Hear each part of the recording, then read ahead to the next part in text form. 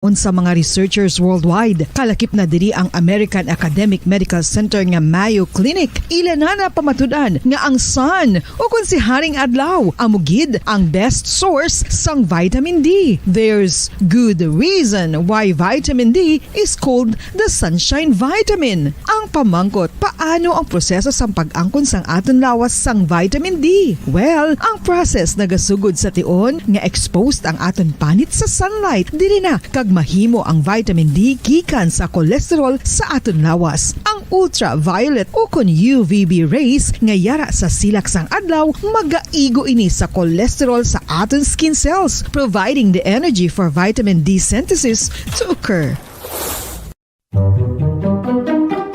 Magluwas sa baboy, baka kag manok, may isa ka karne nga sara nga mahimo alternatibo nga iserbe sa lamesa sa mga Pinoy kag ini ang rabbit meat o kon karne sang kuneho. Suno sa pagtuon, mas matinlo ini kag mas healthy kung ikumparar sa iban nga karne sang sapat. Ang rabbit meat ang sara nga lutuon sa pamaagi nga naanda na sang kadamaan, kaangay sang adobo, lumpia Shanghai kag lechon. Apang ano bala ang mga benepisyo sini sa ikaayong lawas? Ini ang mayara sang mataas nga porsyento sang easily digestible protein kag nagaunod sang jutay nga fat kung ikumparar sa iban nga sahi sang karne. Nagaunod man ini sang jutay nga calorie value sang sa iban kag almost cholesterol free ini. Gani makabig siya nga heart patient friendly. Mas jutay man ang sodium content sa rabbit meat, samtang mas madamo naman ang calcium kag phosphorus content sini.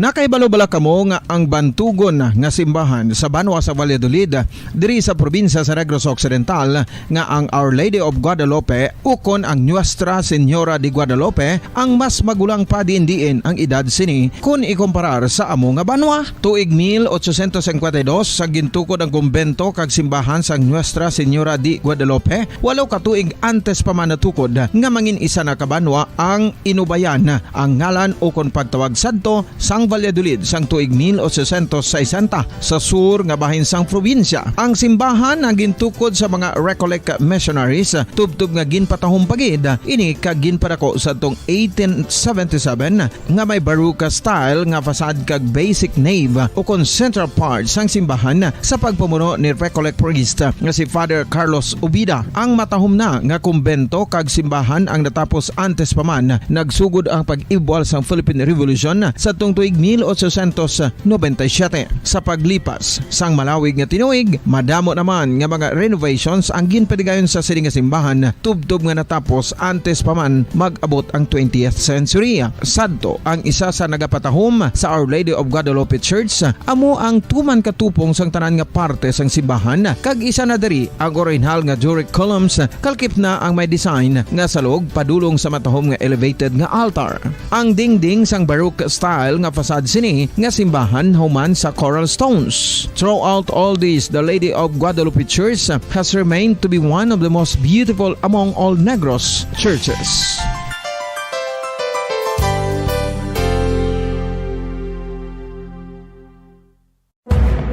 Madamos ang sahi sa pagpamasahe kag isa na diri ang foot massage. Magluwas sa relaxing feeling nga mahatag sini, nakaibalo-bala ka mo. Nga madamo man ini sa benepisyo sa lawas. Ang pagmasahe sang tiil ang maka-improve sang blood circulation. Bangod nagabulig ini sa pagtransport sang oxygen sa cells sang lawas. Nagapromote man ini sang mas maayo nga tulog, kag ginabulong ang sakit sa ulo, migraine, sakit sa liog kag likod. Nagapa-improve man ini sang modo kag nagabulig bato sa depresyon. Magluwas diri, ginapabilin sini nga healthy ang tiil kag malayo sa food problems. Bangod gina-stimulate sini ang mga ugat diri kag ginabuhinan ang stiffness kag sakit sa dapa-dapa. Gani mga kabombo, maayo gid sa lawas ang foot massage.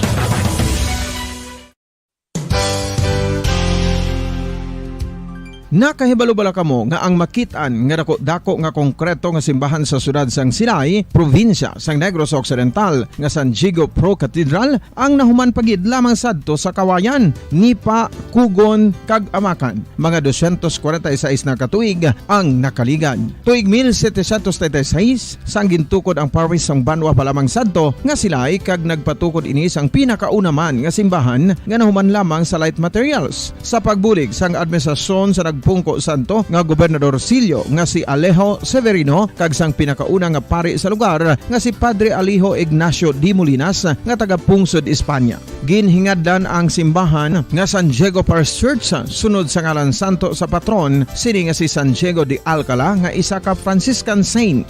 Tuig 1841 sangang isa naman ka parish priest nga si Father Eusebio Locsin ang nag-initiate nga bagatukod sang mas permanente nga simbahan nga nahuman sa bato kag kahoy. Ginsuguran ini sa pagpasanyog sang atop ang galvanized iron kag iban pa nga parte sang simbahan. Apang sang nag-ibwal ang revolusyon sa tong Nobyembre 5, 1898, wala ini natapos kag naunta. Tuig 1925 na sang ang mangaranon nga sila noon kag sugar baron nga si Don Jose R. Ledesma ang nagdonar sang dako nga kwarta sa pagtukod sang dako kag bag-o nga simbahan. Ang Italian architect nga si Lucio Bernasconi amo ang nagdisenyo sang bag-o nga simbahan kag sang ulihi ginhimo pa niya ini nga modelo sang pagbalik na niya sa Italia. 1927 sang nakompleto tukod ang simbahan nga may twin bell towers base sa Romanista o kon Renaissance nga disenyo. Disyembre 25, 1974 sang ang Santo Obispo sang Diocese of Bacolod nga si Monsignor Camilo Gregorio ang nagdeklarar bilang pro-cathedral, rason kung nga ginatawag na ini sa karon nga San Diego Pro-Cathedral, the only Catholic Church to be declared as pro-cathedral in the Philippines.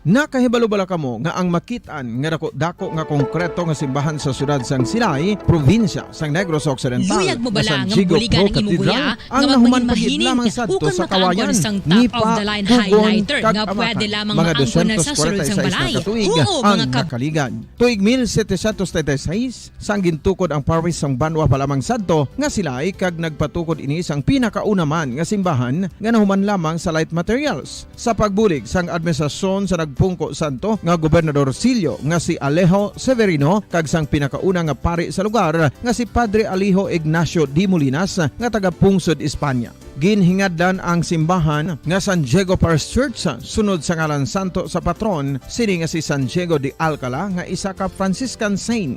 Tuig 1841 sangang isa naman ka parish priest nga si Father Eusebio Locsin ang nag-initiate nga bagatukod sang mas permanente nga simbahan nga nahuman sa bato kag kahoy. Ginsuguran ini sa pagpasanyog sang atop ang galvanized iron kag iban pa nga parte sang simbahan. Apang sang nag-ibwal ang revolusyon sa tong Nobyembre 5, 1898, wala ini natapos kag naunta. Tuig 1925 na sang ang mangaranon nga sila noon kag sugar baron nga si Don Jose R. Ledesma ang nagdonar sang dako nga kwarta sa pagtukod sang dako kag bag-o nga simbahan. Ang Italian architect nga si Lucio Bernasconi amo ang nagdisenyo sang bag-o nga simbahan kag sang ulihi ginhimo pa niya ini nga modelo sang pagbalik na niya sa Italia. 1927 sang nakompleto tukod ang simbahan nga may twin bell towers base sa Romanista o kon Renaissance nga disenyo. Disyembre 25, 1974 sang ang Santo Obispo sang Diocese of Bacolod nga si Monsignor Camilo Gregorio ang nagdeklarar bilang pro-cathedral, rason kung nga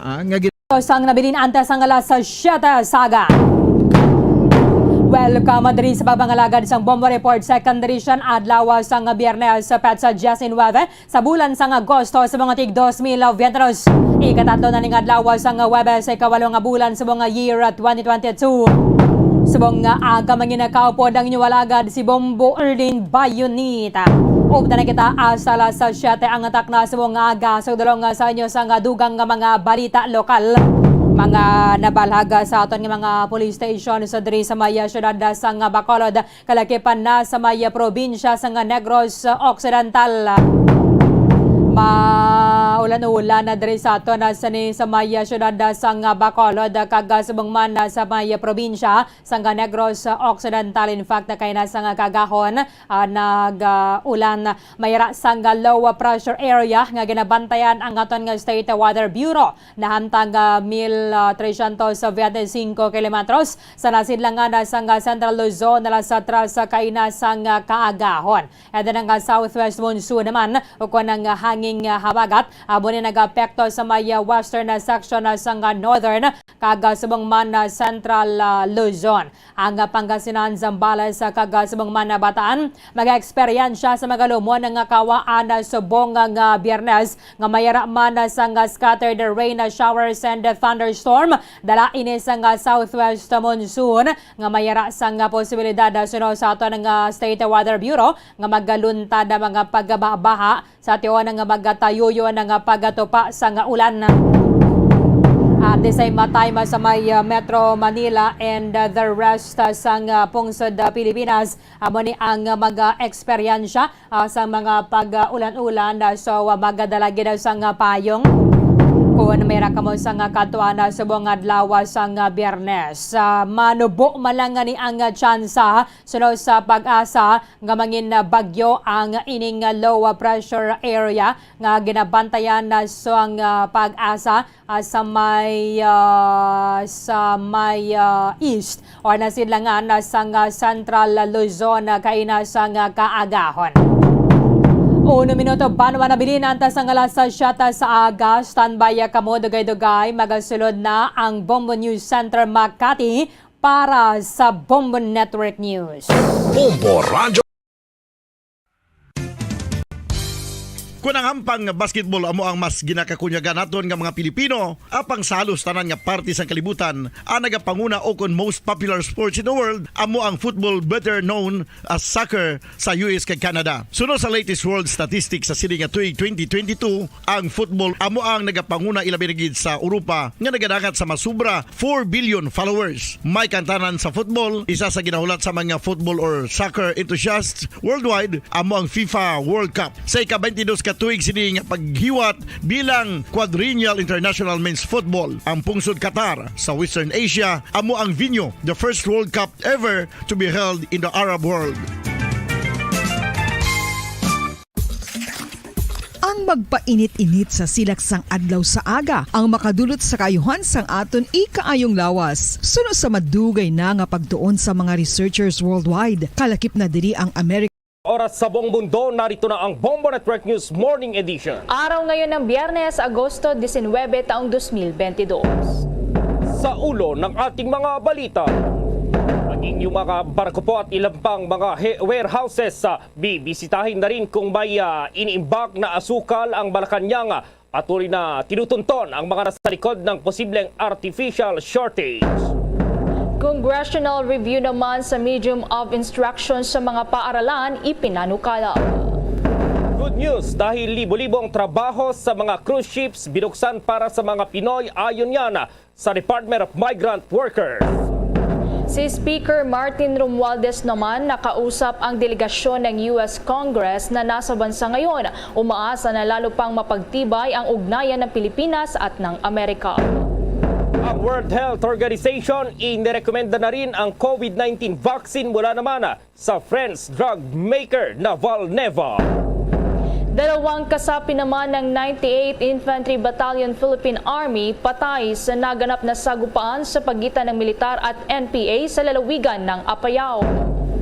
Ang COMELEC chair na nawagan na sa Kongreso na huwag na sanang patagalin at palampasin pa sa Agosto ang pinal na desisyon kung itutuloy o hindi itong barangay at sangguniang kabataan elections. Sa international news naman, ang UN chief itinuturing na isang suicide kapag tinamaan ang nuclear power plants sa Ukraine.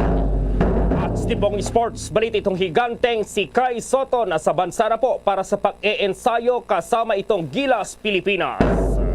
At live nationwide via satellite mula sa Bombo News Center Makati, kami ang inyong mga tagapaghatid balita. Ako si Bombo Everly Rico. At ako naman si Bombo Gerald B. Ulep, at ngayon sa detalye ng ating mga balita. Ipinanukala na po ng isang mambabatas na dapat daw ay ma-re-examine ng Second Congressional Commission na Education o itong EDCON 2 kung ano talaga ang gagamiting medium of instruction sa mga paaralan dito sa bansa. Ito ay kasunod na rin ng panukala ni Pangulong Ferdinand Bongbong Marcos Jr. na gamitin daw itong English language sa pagtuturo sa mga estudyante. Sa isang statement, sinabi po ni Camarines Sur Representative Luis Raymond Villafuerte, kailangan daw na magkaroon kaagad ng congressional review para maibalik itong Ingles bilang primary medium of instruction sa basic education. Ipinunto rin ito ang pahayag ng Pangulong Marcos na dapat ay mapanatili itong competitive edge ng mga Pinoy sa global marketplace bilang English-speaking people. Ang EDCON 2 na kakabilangan po ng 5 senador at 5 miyembro ng House of Representatives ay naatasang gumawa ng isang comprehensive national assessment and evaluation sa performance ng education sector sa ilalim po yan ng Republic Act No. 11899. Isasagawa ito sa pamamagitan daw ng pag-review sa mandato po ng Department of Education o DepEd, ang Commission on Higher Education o CHED at Technical Education and Skills Development Authority o TESDA. Ang EDCON 2 Act ay magbibigay ng mandato o nagbibigay ng mandato sa 10-man commission na makagawa ng educational reforms para maharap ang bagong pagsubok sa edukasyon. Susubukan din ng komisyon na maresolba po ang mga pagsubok na dala ng Fourth Industrial Revolution na tinatawag. Isinasalarawan itong digital revolution o ang mabilis na development ng information technology gaya na lamang po ng artificial intelligence, automation, data analytics, blockchain data sharing, quantum computing at itong Internet of Things analytics. Samantala naman, nag-issue ang Department of Trade and Industry ng price guide o price guide para sa mga school supplies upang matulungan ang mga consumers sa pagbili ng mga kagamitan sa eskwelahan, kasabay na rin ang pagbabalik muli ng face-to-face classes ngayong buwan. Sa isang statement, sinabi ng DTI na ang suggested retail price bulletin para sa school supplies na inilabas noong August 12 ay kabilang dito ang mga specific brands gaya na lamang ng notebooks, pad paper, pencils, ballpoint pens, crayons, and erasers, sharpeners at rulers. Ang presyohan ng notebooks ngayong taon ay pumapalo yan mula 17 pesos and 50 centavos hanggang 36 pesos and 75 centavos. Habang ang presyo naman para sa grade 1 to grade 4 na pad paper ay naglalaro mula 6 pesos and 50 centavos hanggang 24 pesos. Para naman sa intermediate pad paper ay nasa presyohan po nito 22 pesos and 50 centavos hanggang 30 pesos lamang. Para naman sa mga lapis, mula po yan 8 pesos and 25 centavos hanggang 13 pesos and 25 centavos. Para naman sa presyo ng mga ballpen, dapat ay nasa presyo lamang na 4 pesos and 75 centavos hanggang 19 pesos. Para naman sa isang box ng mga Crayola, dapat na nasa 18 pesos hanggang 24 pesos lamang. Yung 12 color pack naman, dapat 32 pesos lamang, habang ang presyo naman ng 16 color pack ay dapat 33 pesos and 75 centavos hanggang 44 pesos. Pumapalo naman ang presyohan ngayon ng mga pambura, mula po yan 8 pesos and 75 centavos hanggang 17 pesos, habang yung mga sharpeners naman nasa 19 pesos hanggang 32 pesos, at para naman sa mga ruler dapat 13 pesos hanggang 39 pesos lamang. Samantala po, kaugnay ng nalalapit na pagbubukas ng klase po, nakikipagnegosasyon na raw itong Department of Transportation o DOTR sa transport consortiums na nag-ooperate dito pa rin sa public utility buses. Kasama na po itong tinatawag na EDSA Carousel na dagdagan ang kanilang ruta at magkaroon ng maximum capacity na 650 bus units. Ayon po kay DOTR Undersecretary Timothy Jan Batana, ito ay para matugunan itong problema sa mahabang pila ng mga pasahero sa kasagsagan ng peak hours na nararanasan po sa ngayon. Sa ngayon daw kasi ay dumarami na itong tumatangkilik dito sa tinatawag na EDSA Bus Carousel. Dahil dito mula sa dating 550 na unit ng bus ay nais nila itong itaas sa 650 na units. Layong din itong nilang madagdagan ang unit ng EDSA Carousel para mapaganda pa itong serbisyo at magkaroon ng komportableng biyahe ang mga commuters. Nakatakda rin umanong magbukas ng 2 pang EDSA Carousel stations ang Department of Public Works and Highways o DPWH sa tramo dito po yan sa Pasay at Ayala Avenue. Kasunod na rin ito ng pagpapasinaya po ng Land Transportation Franchising and Regulatory Board o LTFRB maging ng Department of Transportation sa 2 bagong median bus stops ngayong Agosto lamang sa Rojas Boulevard po yan at sa Taft Avenue. Mayroon pa rin naman daw itinatayong ilang istasyon at sa ngayon nasa 15 itong bilang ng median bus stop para sa EDSA Bus Carousel at 3 iba pang bus stops sa outer lanes. Ang naturang pagpapaganda ay makakatulong para matugunan daw ang inaasahang pagdami ng mga pasahero sa sandaling magsimula na po itong pagbubukas ng in-person classes sa Agosto 22 sa Lunes po yan at ang gradual return ng face-to-face classes na binabalak sa buwan ng Nobyembre. Kabilang din sa mga pinaplantsa sa ngayon itong road safety initiatives para mapaganda pa ang pedestrian at commuter safety at ang pagpapatuloy ng libreng sakay program sa EDSA Bus Carousel at itong Light Rail Transit Line 2 or LRT2. Dagdag pa rito ang pagbubukas ulit ng LTFRB sa daan-daang pre-pandemic city buses, public utility jeepneys at UV Express routes. Noong buwan ng Hulyo, sinabi po ni DOTR Secretary Jaime Bautista at LTFRB Chair Cheloy Garafil na nakikipagkita na po ang mga ito sa representatives ng 2 EDSA Carousel Bus Consortia at napagkasunduan ng mga itong pabilisin itong payout para sa libreng sakay program kapalita itong pag-deploy sa 440 buses sa rush hours kumpara sa average lamang noon na 200 buses.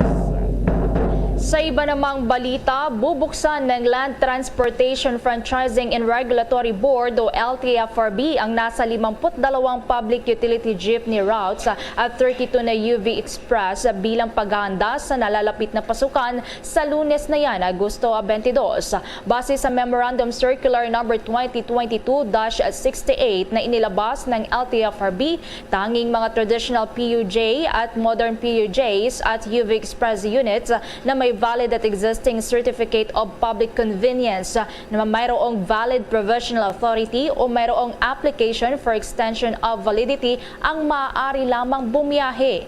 Para naman sa mga modern na PUVs, maaaring bumiyahe ang mga units na mayroong motion of extension of provisional authority. Para sa mga consolidated entities, compliant man ang mga ito o hindi sa Omnibus Franchising Guidelines base na rin sa Memorandum Circular 2022-33.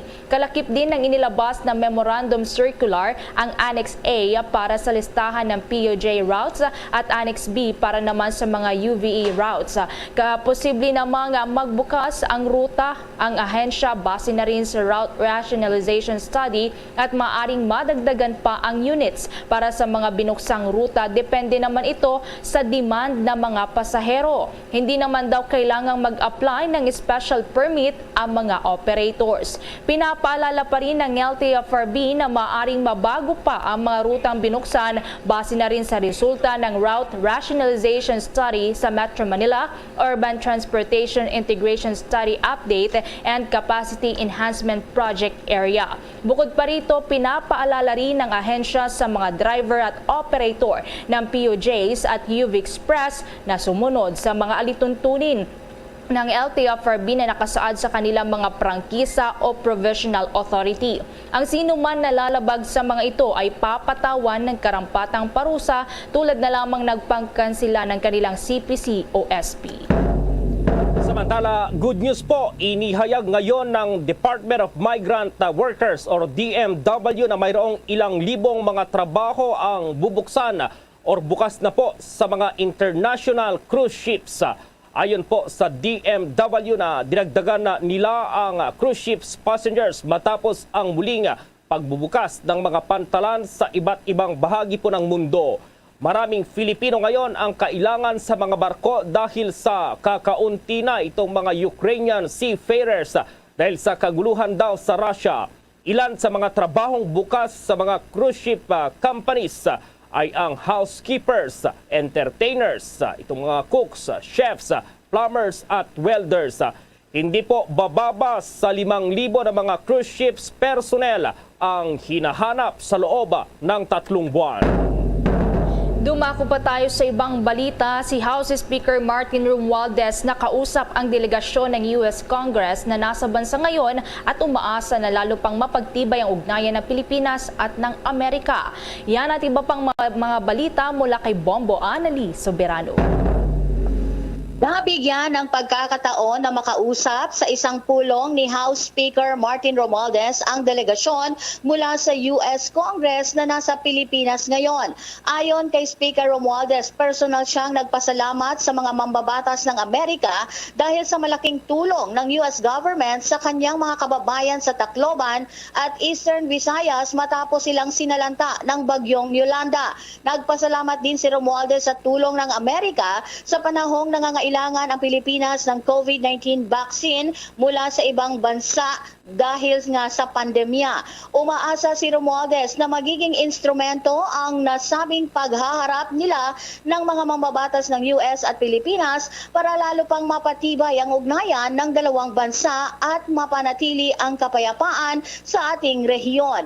Winelcome ni Romualdez sa Pilipinas sina US Senator Edward Markey at Representative Alan Loethal, John Garamendi, Don Bayer at Amawa Amata Coleman Radewagen. Samantala, naghain naman ng House Resolution 235 sina Philreca Party List Representative Presley De Jesus at APEC Party List Representative Sergio Dagook na humihiling sa Kamara na imbestigahan ang rising generation cost na nagresulta sa patuloy na pagtaas ng kuryente. Layo ng nasabing resolution, alamin ang punot dulo sa rising generation cost na pumapalo na ngayon sa 55%.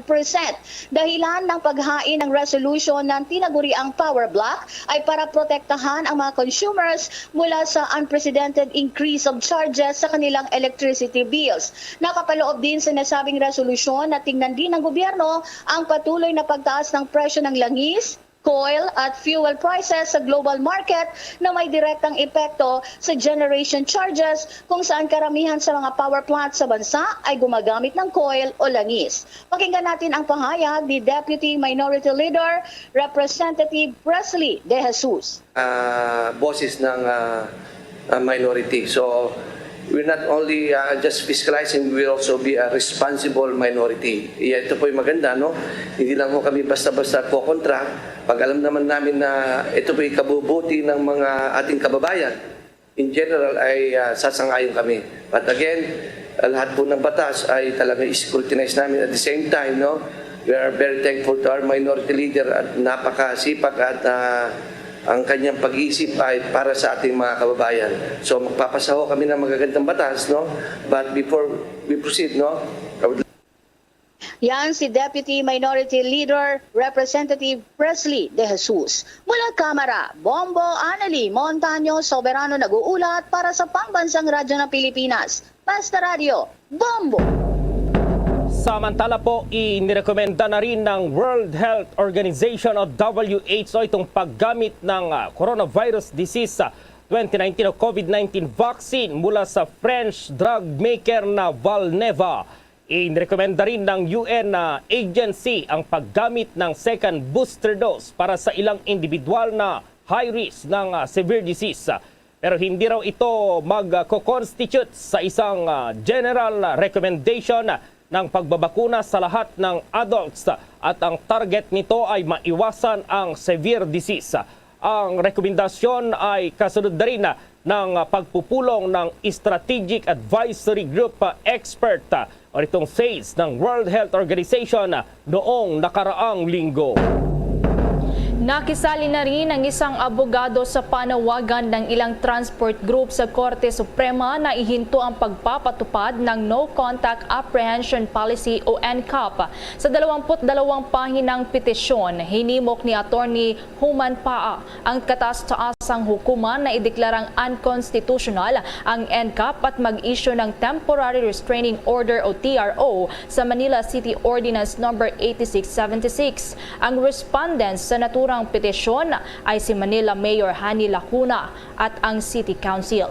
Ayon sa abogado, noong buwan ng Hulyo, habang sinubukan nitong magrehistro ng kanyang sasakyan, ay dito umano niya nadiskubring kailangan niyang magbayad ng 4 na paglabag sa NCAP na kanyang nagawa sa pagitan ng buwan ng Mayo hanggang sa buwan ng Hulyo na nagkakahalaga ng 20,000 pesos. Pero ayon kay Paa, hindi raw ito nakatanggap ng anumang notice of violation.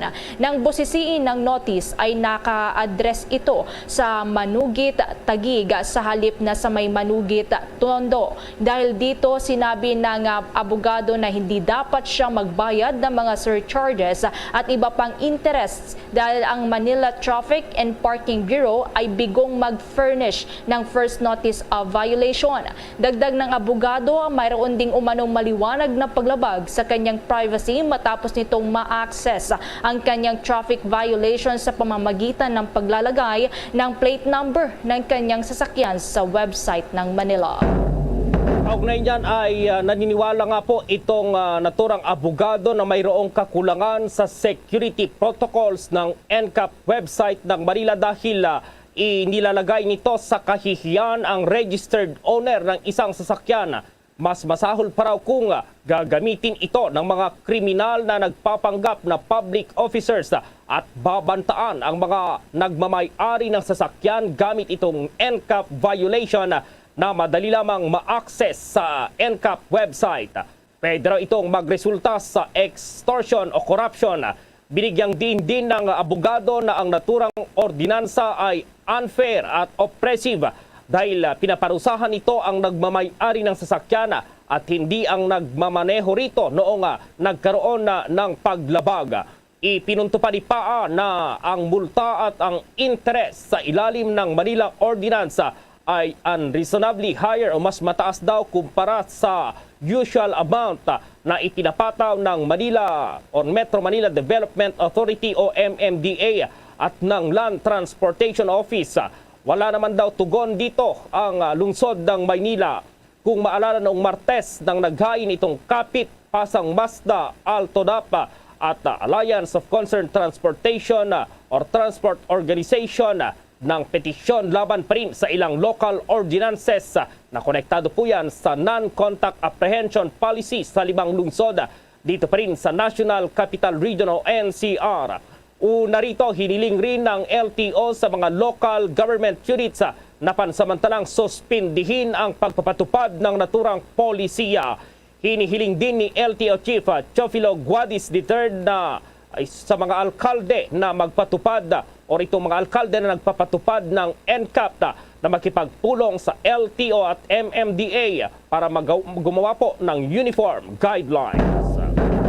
Ibinasura naman ng Supreme Court ang apila ng 3 dating opisyal ng Bureau of Immigration na suspindihin ang kanilang paglipat sa New Bilibid Person o NBP at payagang manatiling nakapiit sa Camp Bagong Diwa sa Taguig City. Sa 8 pahinang resolusyon, ibinasura ng High Court ang apila ni na dating Immigration Commissioners Al Argosino at Michael Robles, maging si retired Police Officer Wenceslao Sobrero Jr. na mailipat ng piitan. Ang 3 ay convicted ng plunder at paglabag sa Section 3E ng Republic Act 1319. Sinentensyahan ang mga ito ng reclusion perpetua dahil sa plunder at kailangang makulong ng 6 na taon, 6 na buwan bilang minimum na taon at maximum na 10 taon naman para sa graft. Base sa resolusyon, dahil maituturing daw na national prisoners ang 3, ay tama lamang ang utos ng Sandigan Bayan na ipag-utos na ilipat mula sa local jail facility sa NBP sa Muntinlupa City.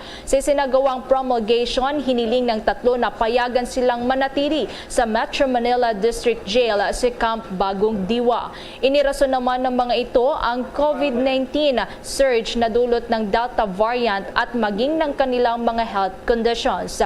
Sinabi naman ni Sobrero na isang sa 65 anyos na ang kanyang edad at medical conditions ay ang siyang magiging dahilan para mas lalo pa itong maging vulnerable sa pag-develop ng severe COVID-19 dahil hindi pa ito bakunado. Ito rin ang naging dahilan ni Argosino at Robles.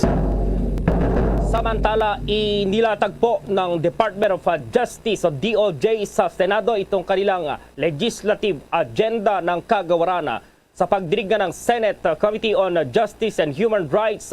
Tinukoy po ni Justice Secretary Crispin Remulla ang 5 pangunahing legislative measures ng DOJ na nais nitong maisabatas.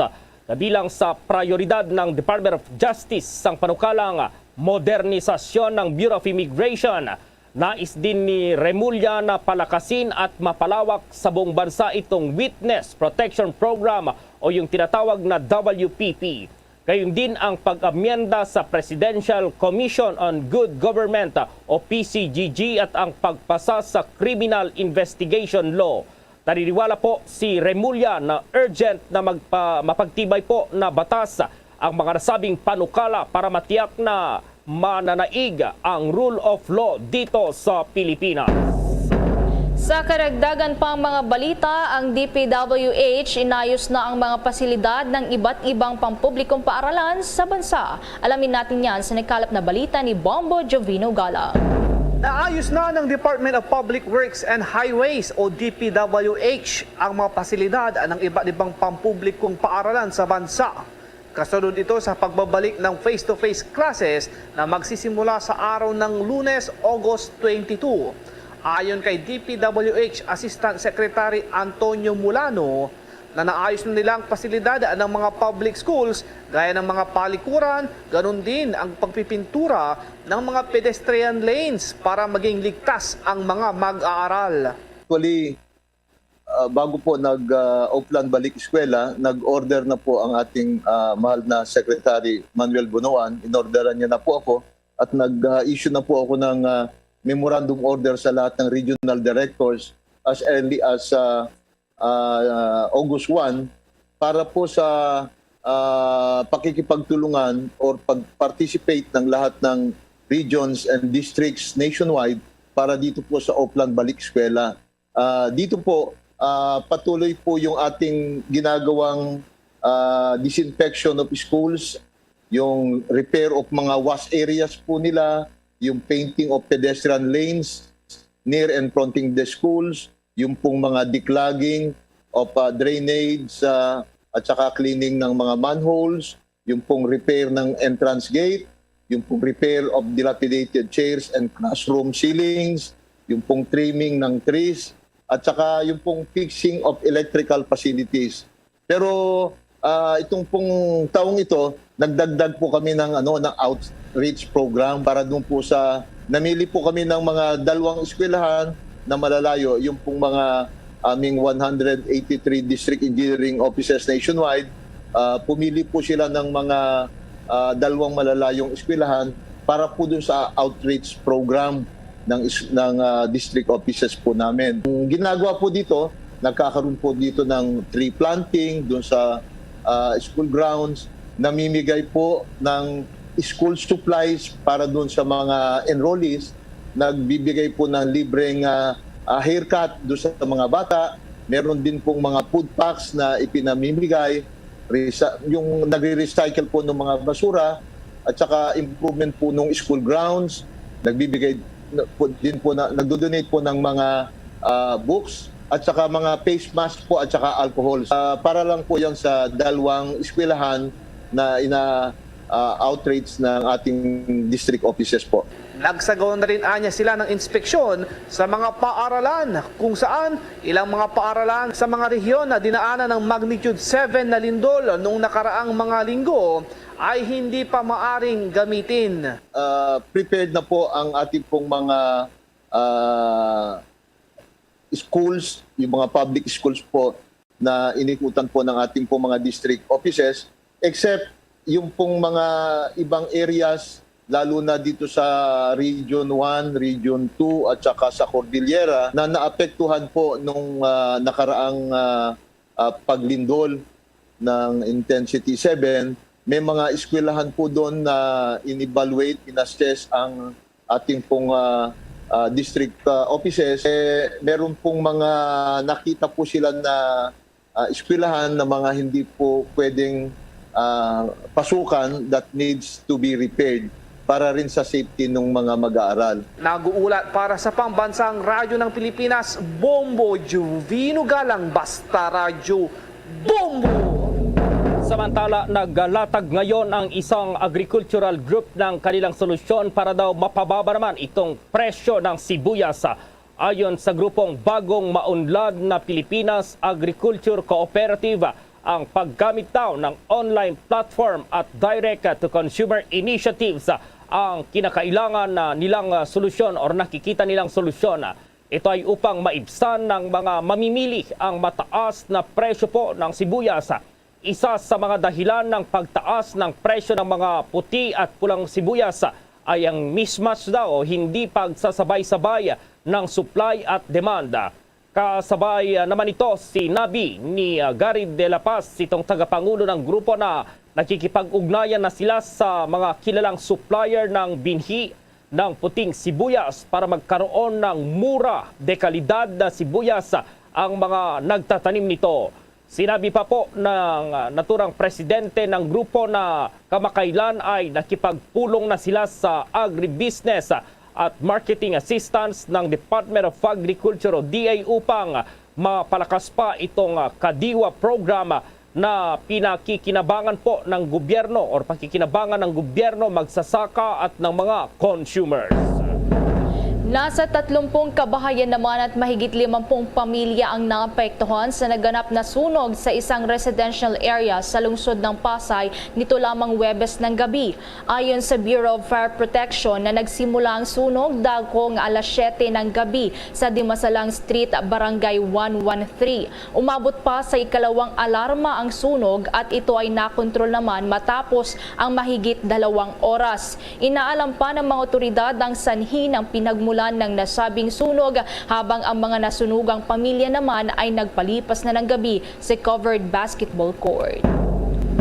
Samantala po, tatalima raw itong Government Service Insurance System o GSIS sakaling maipasa bilang batas ang panukala na naglalayong ibaba ang retirement age sa Pilipinas sa 56 years old mula sa dating 65. Ayon po sa GSIS, ang kanilang mandato ay protektahan at mapadami po itong pondo para maibigay ang mga benepisyo ng kanilang mga miyembro at kapag sila ay sa oras ng kanilang pangangailangan.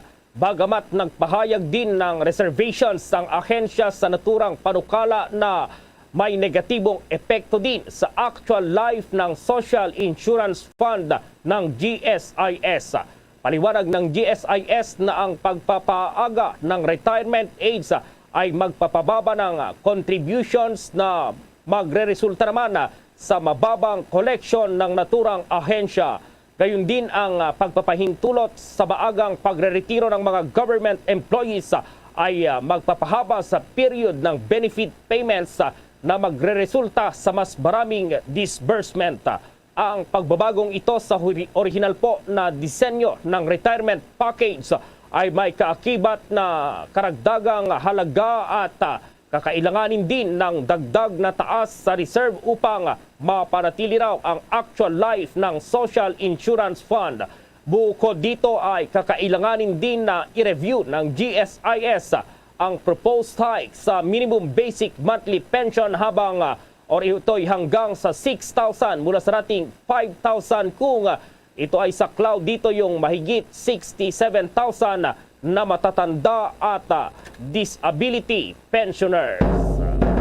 Samantala, itinutulak ngayon ng isang mambabatas ang proper at accessible burial grounds para sa lahat ng mga Muslim Filipino.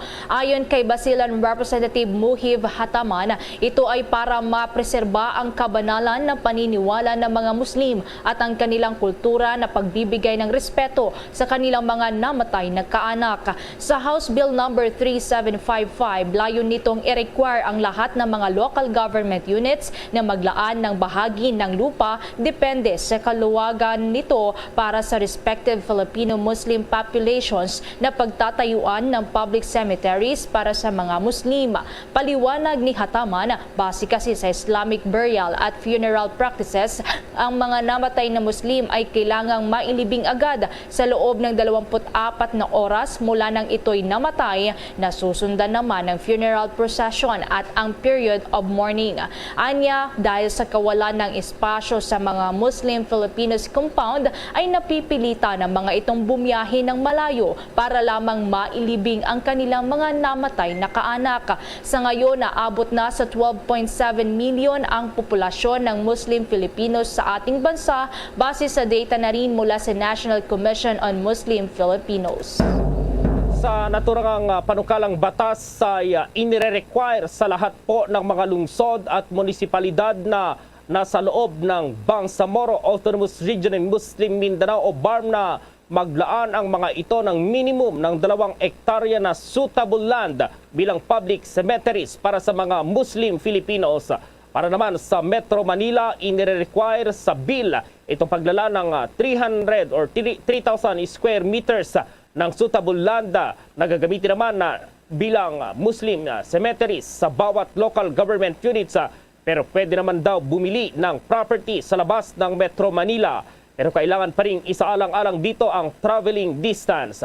Para naman sa mga cities at municipalities na nasa labas ng Metro Manila, pwede raw i-apply itong mga rules na 5,000 square meters kung ang Muslim population ay nasa 1,000.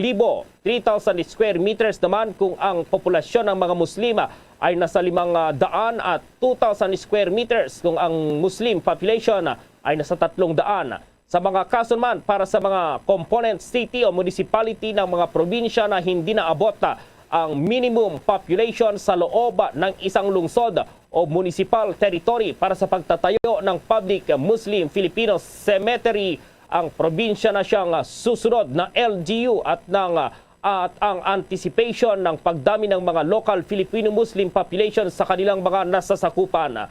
Kailangan silang maglaan ng minimum ng 1 hektaryas na suitable land para sa pagtatayo ng public Muslim cemetery kung ang total population ng mga Filipino Muslims sa naturang probinsya ay lumagpas na sa 2,500 square meters naman or 5,000 square meters kapag ang total Filipino Muslim population sa naturang probinsya ay nasa 2,000 pero mas mataas sa 1,001 individuals. 2,500 square meters naman kapag ang total Filipino Muslim population sa naturang probinsya ay mas mababa po sa 1,000. Samantala, itong mga barko at ilang warehouse, bodega po, bibisitahin na rin kung mayroong iniimbak na asukal at ang Malacanang patuloy daw na tinutunton itong nasa likod ng posibleng artificial shortage ng asukal. Nasa Malacanang, si Bombo Dennis Hamito. Nadagdagan pa Bombo Gerald Bombo Ever ang mga pinuntahan ng mga operatiba ng Bureau of Customs at ng Sugar Regulatory Administration. Sa pagkakataong ito, hindi na lamang mga warehouse ang kanilang tinungo, kundi pati na yung mga barko na nakahimpil sa ilang bahagi ng Manila Bay at yung mga karatig na lugar. No? Sapagkat itong Central Luzon area ay may mga kahalintulad din na mga nakadaong na barko, lalo na yung dito malapit sa may Clark, ay pinupuntahan din ng mga inspektor para matiyak na nasusunod yung mga pamantayan, panuntunan ng Bureau of Customs kaugnay dun sa mga cargo at ganun din. Yung iba pang mga goods na pumapasok sa ating bansa, dapat documented ang mga ito. Sa ulat nga na ibinahagi ng Office of the Press Secretary ay limpak-limpak na sako ng asukal ang namataan at ito ay patuloy na sinusuri kung anong quality at yung proper documentation, Bombo Gerald. Sa mga susunod na araw, hindi na dapat daw ipagtaka kung may iba pang mga warehouse, may iba pang mga gusali na pupuntahan ng mga tauhan ng Bureau of Customs at ng mga operatiba ng pamahalaan. Katuwang kasi nila yung local authorities, yung Philippine National Police sa mga sinasagawang aktibidad na ito. Hindi naman na issue, Bombo Gerald, kung ito ay raid, kung ito ay visitation na isinasagawa sapagkat ang importante raw ay ma-determine kung documented yung naturang mga bagahe, yung mga cargo, yung mga goods na nasa loob ng mga warehouse na ito. Sapagkat ito nga yung paulit-ulit na panawagan ng Bombo Radio Philippines na dapat ay magkaroon ng transparency dahil may mga nagsasabi na mayroong shortage ng asukal. Pero naniniwala nga tayo, tinataya pa natin yung ating pangalan para lamang magkaroon ng transparency at ipakita na hindi naman talaga totoo na kinakapos tayo ng asukal. May mga asukal pero iniimbak ng ilang mga malalaking negosyante para sa kanilang sariling interes.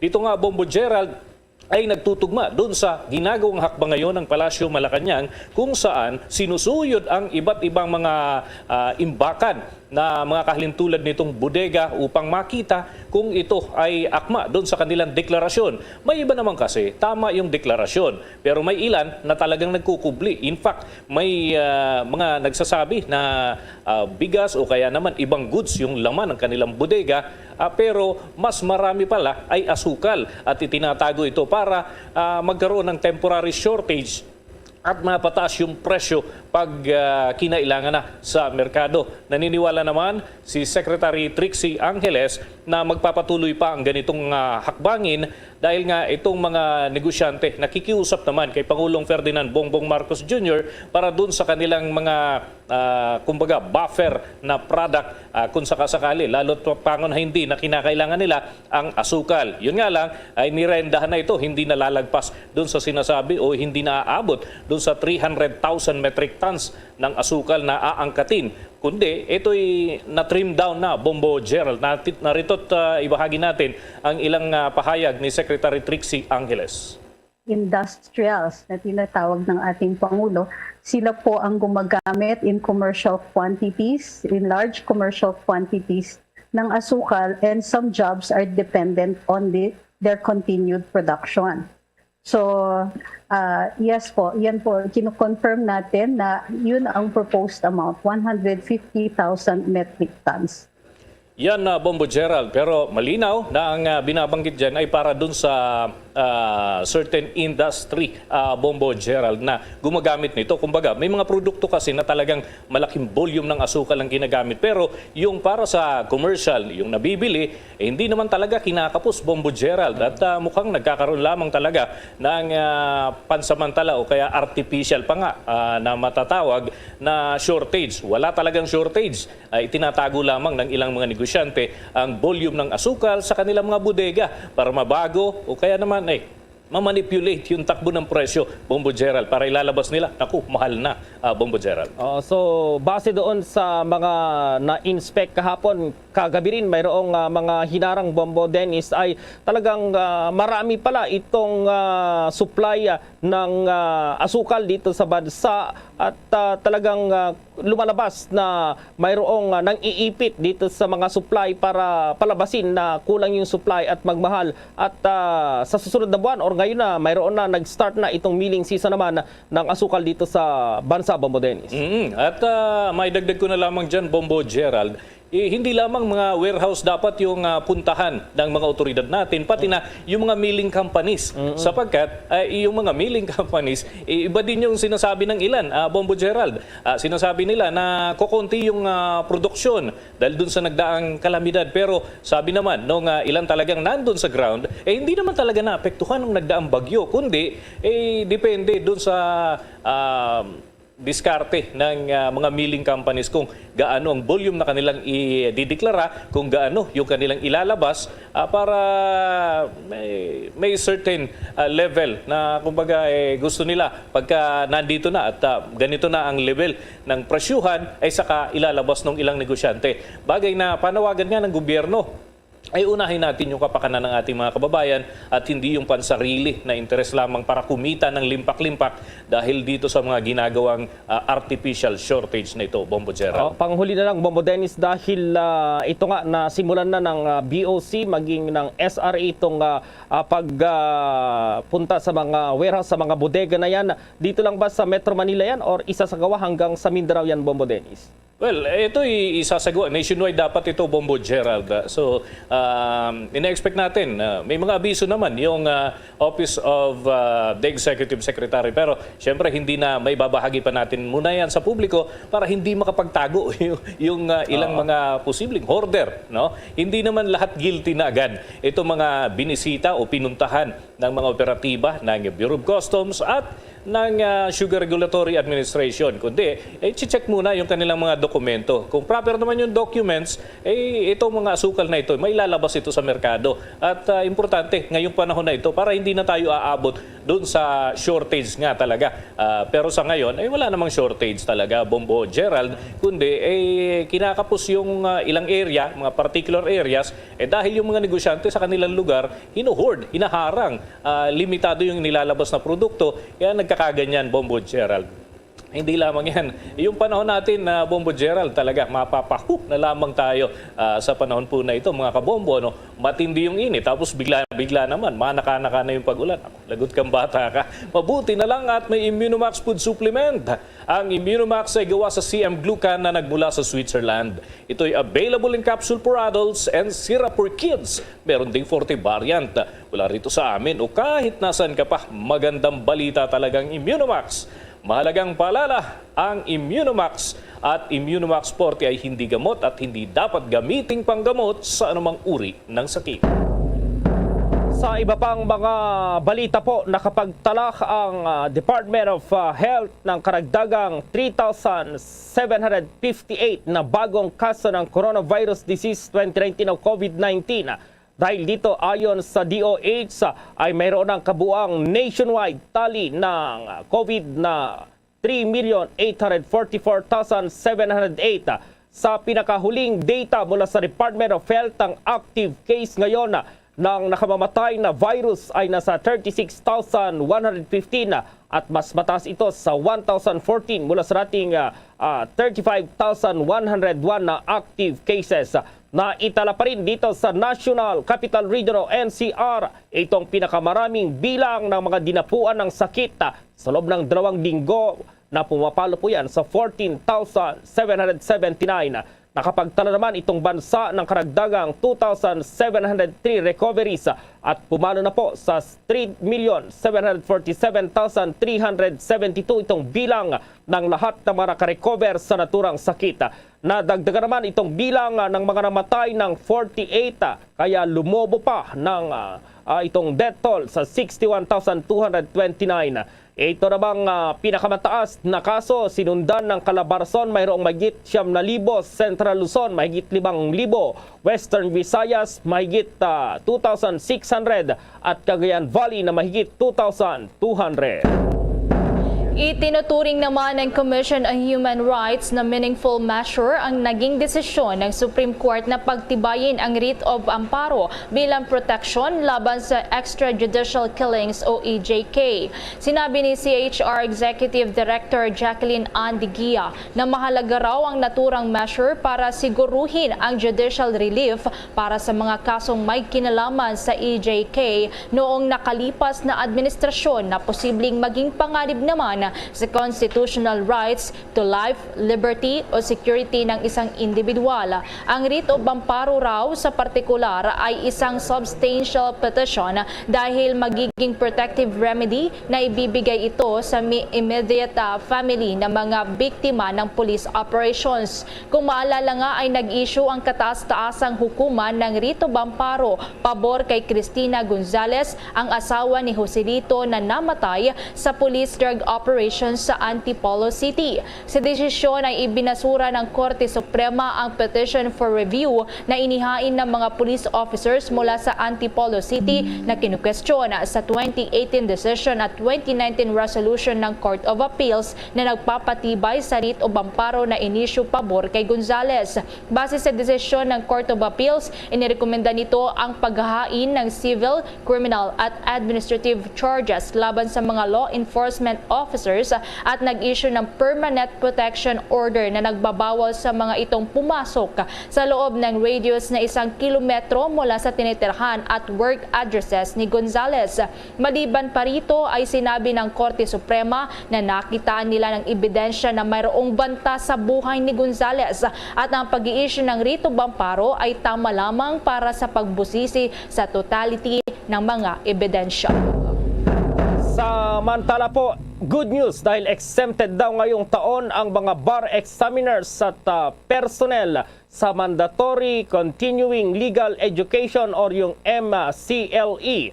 Base po sa Bar Bulletin number 5, pinagbigyan ng Court en banc ang MCLE examination, itong exemption dito pa rin sa ilalim ng Rule 7 Section 3 ng Bar Matter number 850 sa lahat ng mga bar takers at personnel na magbibigay ng serbisyo po sa susunod na bar examination. Sa isang resolusyon, sinabi po ng Supreme Court na ang mga bar examiners ay exempted para sa isang compliance period at ang mga miyembro naman ng Office of the Bar Examinations Chairperson ay exempted sa isang compliance period. Ang ibang bar personnel po ay exempted din para sa isang compliance period kapag sila ay nag-render ng actual service para sa 4 na bar examinations day o partial credit ng 9 na units para sa bawat bar examination day na sila ay nagbigay po ng serbisyo. Ang MCLE ay required ng mga miyembro po, inirequire ng Integrated Bar of the Philippines para siguruhin na sa buong karir ng mga ito ay mapapanatili nila itong batas at jurisprudence at mapanatili itong ethics ng profession at mapaganda palalo itong standards sa pag-practice ng law. Pero sinabi po ng Supreme Court na tinanggal ito ng IBP at sa pamamagitan ng incentive ang mga sumusunod na requirements dapat para sa compliance ng lifetime membership para sa abogado na nag-render ng voluntary service bilang bar personnel sa 2022 bar exams ay ang rendition ng 120 hours ng legal aid service at ang attendance sa isang regional o national convention ng IBP. Pero sa halip na ipatupad ang naturang mga requirements ay kailangan daw na magsumite ng certification ng naturang serbisyo na sa mga mapapatunayan po na or sa naturang serbisyo na napatunayan mismo ng 2022 Bar Examinations Chairperson at kailangang isumite sa IBP bilang bahagi ng mga dokumento at suporta sa application for lifetime membership ng isang abogado. Ang mga interesado namang judiciary employees at lawyers na nasa labas ng judiciary at gustong magsilbi sa local bar personnel or magsilbi na local bar personnel ay pwedeng magsumite ng aplikasyon hanggang Agosto 22. Ang bar examination ay isasagawa sa Nobyembre po yan sa 14 na local testing centers nationwide. Gagamitin ng Supreme Court, gagamit po ng digitalized at localized sa modality ng examination. Kumpiyansa naman si Department of Transportation for Maritime Sector Undersecretary Elmer Sarmiento na magiging maayos ang nakatakdang pagbubukas ng klase sa susunod na linggo. Ayon sa opisyal, handa na rin ng Philippine Coast Guard at iba pang ahensya sa ilalim ng Department of Transportation hinggil sa nakatakdang pagbabalik ng mga estudyante sa eskwelahan. Sa katunayan niya ay chinek na rin ng Philippine Ports Authority para sa kahandaan ng mga pantalan sa bansa sa Lunes dahil sa inaasahang pagbuhos ng mga estudyanteng papasok sa mga paaralan. Habang ang PCG naman ay nagsumiti na rin ng iba't ibang report sa kanilang mga paghahanda sa pagbabalik eskwela, kaya naman umaasa niya na magiging maayos ang lahat sa oras na makabalik na ang mga bata sa paaralan. Samantala, abangan po mamaya dahil mayroong sagupaan ng rebelde at ang mga sundalo po doon sa Isabela at mayroon daw tropa ng pamahalaan na itong namatay. At sa ating sports balita, abangan din mamaya itong ensayo daw. Nandito na sa bansa itong higanteng si Kai Soto para makapag-ensayo kasama po ang Gilas Pilipinas. Ang detalye ng mga balitang yan, abangan. DD SB, give the SB Combo Craze a try. Oh. Large coffee and classic donut. 99. Still premium donut and large coffee. Hot or rice. Oh, large coffee and bun which 140. Just dunking yan, hot or rice choco. 120. Chokin. Premium and classic munchkins for 120. The SB Combo Craze a try. See posters and print ads for details. Promo runs from August 19, 2022 to December 31, 2022. The DTI Fair Trade Permit number FTEB 147309 series of 2022. At ngayon, sa pagpapatuloy ng iba pang pangunahing mga balita. Samantala, siniguro raw ng Manila Police District o MPD itong director na si Police Brigadier General Andre Dizon na handa na ang buong persa po ng Manila Police District para sa pagbabalik ng klase ng mga estudyante sa Lunes. Ayon kay Dizon, nakahanda na itong MPD na magbigay ng libreng sakay para sa mga estudyante at kahit pa sa mga manggagawa na maiipit sa trapiko sa Maynila dahil asahan na raw itong matinding traffic na sa Agosto 22, araw ng Lunes. Paliwanag ng General, inaasahan na nilang bubuhos itong mga pasahero sa Lunes dahil nga sa pagsisimula ng klase sa mga pampublikong paaralan sa elementarya at high school. Ilalatag niya itong libreng sakay ng Manila Police District sa oras na magsungit itong panahon na makakaapekto po sa lagay ng mga lansangan. May mga truck niya sila na magagamit na pandusong sa baha para magsakay ng mga stranded po na pasahero. Bukod pa ito sa pagpapakalat ng dagdag na bilang ng mga pulis na magbabantay naman sa paligid at malapit sa mga paralan doon sa Maynila. Sa mga sandaling ito, kuha na tayo ng mga balita sa probinsya sapagkat dalawang kasapi raw ng 98th Infantry Battalion ng Philippine Army patay sa naganap na sagupaan sa pagitan naman ng militar at NPA sa lalawigan ng Apayao. At may report dito ang Bombo Radio Kawayan.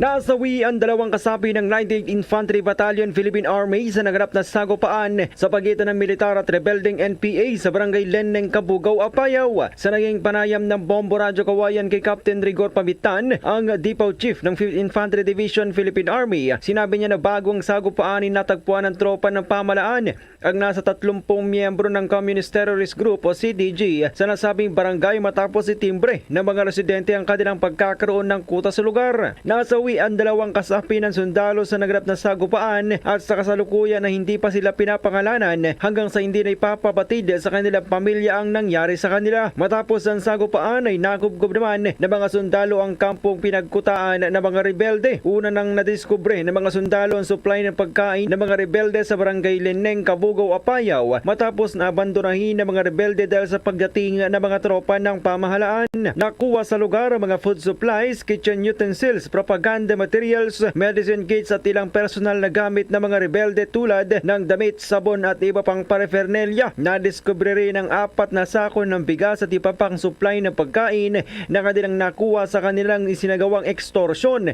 sa barangay Leneng at Karatig na barangay. Sa ngayon ay inaantay pa natin yung mga other details or reports coming from our ground groups since nandun tayo sa evacuation part para maibaba natin yung mga Latino, mga tropa natin na but then yung 19th Infantry Battalion or di kaya yung High Water Infantry Brigade ay nagsasagawa pursuit operation, naging blocking operation para sa mga possible na matrap natin yung mga nakasagupang mga miyembro ng mga tropa natin ng 98 IB. Yan ang ulat mula rito sa Bombo Radyo Kawayan. Para sa Bombo Network News, ako si Bombo Jason Feli na nag-uulat para sa Pambansang Radyo ng Pilipinas at consistent overall number 1 radio station sa Isabela Basta Radyo. Bombo! Ang COMELEC chairman naman nananawagan sa Kongreso na huwag nang palampasin pa sa Agosto ang pinala desisyon sa barangay at SK elections. May pag-uulat ang Bombo Radio Iloilo. Muling nanawagan sa Commission on Elections sa COMELEC Chairman George Erwin Garcia sa Kongreso na magdesisyon na sa isyu sa 2022 Barangayan Sangguniang Kabataan o SK elections bago pa man matapos ang buwan ng Agosto. Ayon kay Garcia, sa Setyembre magsisimula na ang poll body sa pagprint ng balota at pagbili ng election paraphernalia. Kung sakaling matuloy ang eleksyon sa Disyembre, mahirap na ang schedule ayon pa kay Garcia dahil kailangan ng ma-deliver ang mga balota sa buwan ng Oktubre. Muli ring umapela ang COMELEC chairman na huwag nang i-postpone pa sa 2024 ang eleksyon dahil maghahanda rin ang poll body para sa 2025 midterm polls. Katapusan ng August, kinakailangan malaman namin at all costs. Kinakailangan mag-print kami ng balota. Wala na makapipigil sa amin ng September. Take note po, pag-print pa lang po yun ng balota, ang lahat po ng balota ay bine-verify, tinitingnan tama ba yung size, tama ba ang kulay, baka may smudge, baka medyo mali-mali yung letter, mali-mali ang spelling. Tinitingnan po lahat yun. At it will take at least 2 weeks pa pag-deliver pa. Si COMELEC Chairman George Erwin Garcia. Para sa Bombo Network News, ito si Bombo G. Zaparios para sa Pambansang Radio ng Pilipinas. Consistent overall number 1 sa Iloilo, Basta Radio. Bombo! Bombo International News. Itinuturing ni United Nations Secretary General Antonio Guterres na ang anumang danyo sa Zaporizhia nuclear power plant sa Ukraine na sinakop na ng Russia ay maituturing na isang suicide. Isinagawa ng UN Chief ang pahayag ng bumisita ito sa Ukraine kasama si Turkish President Recep Tayyip Erdogan at Ukrainian President Volodymyr Zelensky. Nananawagan din ang UN Chief ng pagkakaroon ng demilitarized na area sa paligid ng nabanggit na nuclear plant. Mula pa kasi noong Marso nang makubkob ng Russia ang planta ay naglagay na rin ang mga ito ng kanilang military base. Sinangayunan naman ni Ukrainian President ang naging pahayag na ito ng UN. Nararapat na tanggalin na ng Russia ang mga sundalo nito na nakatalaga sa nuclear plant. Nagpulong naman ang 3 opisyal para maghanap ng solusyon sa nagaganap na kaguluhan sa pagitan ng Russia at Ukraine. Bombo Sports News.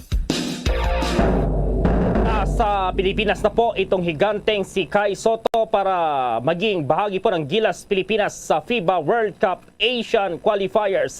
Dumating ang 7'3" player nitong Huwebes ng gabi mula sa Sydney, Australia. Sinalubong siya ng mga opisyal ng Samahang Basketball ng Pilipinas o SBP. Sasabak ito sa ensayo ng Gilas Pilipinas sa Sabado ng hapon na gaganapin sa Meralco Gym. Nakatagtang magtungo sa itong Gilas Pilipinas sa Beirut para sa laban nila sa Lebanon sa darating na Agosto 25 habang makakaharap nila ang Saudi Arabia naman sa Agosto 29 sa isang mall sa Pasay. Bombo Foreign Exchange Update. Sa palitan ng piso kontra pa rin sa ibang currencies ayon sa Bangko Sentral ng Pilipinas, ang isang US dollar sa ngayon katumbas ng 55 pesos sa 82 centavos ang Hong Kong dollar, 7 pesos at 11 centavos ang Singaporean dollar, 40 pesos at 40 centavos ang Saudi Arabian rial ay 14 pesos at 87 centavos habang ang euro 56 pesos at 81 centavos. The Bombo Foreign Exchange Rate Update is brought to you by Queen City Development Bank. Samantala dahil sa kinaharap ng buong mundo ang COVID-19 pandemic, samahan niyo po kami sa isang panalangin. Narito ang Orasyo Imperator. Merciful and compassionate Father, we confess our sins and we humbly come to you to find forgiveness and life. We come to you in our need to seek your protection against the COVID-19 virus. that has disturbed and claimed many lives. We ask you now to look upon us with love and by your healing hand, dispel the fear of sickness and death, restore our hope, and strengthen our faith. We pray that you guide the people tasked to find cures for this disease and to stem its transmission. Bless the efforts to use the medicines developed to end the pandemic in our country. We pray for our health workers that they may minister to the sick with competence and compassion. Grant them health in mind and body, strength in their commitment, protection from the disease. We pray for those afflicted. May they be restored to health. Protect those who care for them. Grant eternal rest to those who have died. Give us the grace in these trying times to work for the good of all and to help those in need. May our concern and compassion for each other see us through this crisis and lead us to conversion and holiness. Grant all these through our Lord Jesus Christ, your Son, who lives and reigns with you in the unity of the Holy Spirit, God, forever and ever. Amen. We fly to your protection. O Holy Mother of God, do not despise our petition in our necessities, but deliver us always from all dangers. O glorious and blessed Virgin. Amen. Our Lady, health of the sick, pray for us.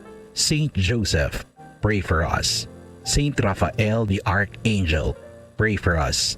San Roque, pray for us. San Lorenzo Ruiz, pray for us. San Pedro Calungsod, pray for us. Luzon, Visayas at Mindanao maging sa buong mundo, yan ang kabuuan ng Bombo Network News Morning Edition. At live nationwide via satellite mula sa Bombo News Center Makati, kami ang inyong mga kasamang naghatid ng mga balita. Ako si Bombo Everly Rico. At ako naman si Bombo Gerald B. Ulet para sa Pambansang Radyo ng Pilipinas, Basta Radio Bombo. Bombo Radio Bacolod. Number 1! Basta Radio Bombo. 3 minutos sa nakaligad sa takanang alas sa 8 sa aga. Welcome, Madrid, sa pagbangala